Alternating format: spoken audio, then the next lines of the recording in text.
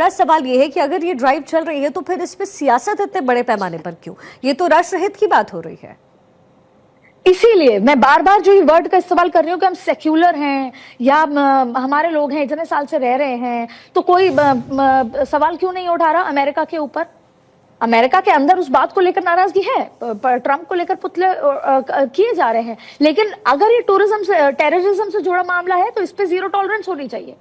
आप देखिए कितने सीप सेल हैं, जो ये मिनी बांग्लादेश कहा जा रहा है, वहां पर 3 लोग ऐसे माने गए जो अलकायदा से जुड़े हुए हैं।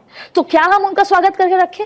अब ये बात कही जा रही है। देखिए बहुत सारे लोग जो जोधपुर से आए ये कह रहे हैं, महिलाएं ये कह रही हैं, और जैसे मैं खुद ग्राउंड जीरो पर थी और जिन परिवारों के, जैसे एक एग्जाम्पल के तौर पे आपको बताऊं, एक घर को उड़ाया, ये कहा जा रहा है वो उसके दादा का था, दादा अब नहीं रहे, अब उनके 4 बच्चे हैं, 4 बच्चों के पोते मिलिटेंट बन गया, तो हम क्या करें? पर सवाल है कि हम क्या करें, भारत सरकार क्या करे, भारत के लोगों की क्या गलती है? वो उसकी जो बहनें हैं, महिलाएं हैं, वो बार बार, मेरी खुद उनसे बातचीत हुई, उन्होंने कहा कि मेरा क्या गलती है? अगर वो लड़का मिलिटेंट बन गया तो आप उनको पकड़िए, वो तो घर नहीं आता, वो तो कुछ नहीं करता। लेकिन इसके पीछे की बात यह है कि अगर कोई चिप देनी हो, कोई इंफॉर्मेशन देनी हो, तो वो उसी घर पे आता है, और रात के 3 बजे वो मिलिटेंट जो पोता है उस घर का, वो आके वो चिप लेके भाग जाता है, और ये लोग चुपचाप उनका आया हुआ कोरियर उसको पकड़ा देते हैं। तो फिर हम क्या करें? तो सवाल ये उठता है कि सियासत अगर इस मसले पर हो रही है तो ये राष्ट्र विद्रोही है, ये राष्ट्रद्रोही सियासत है।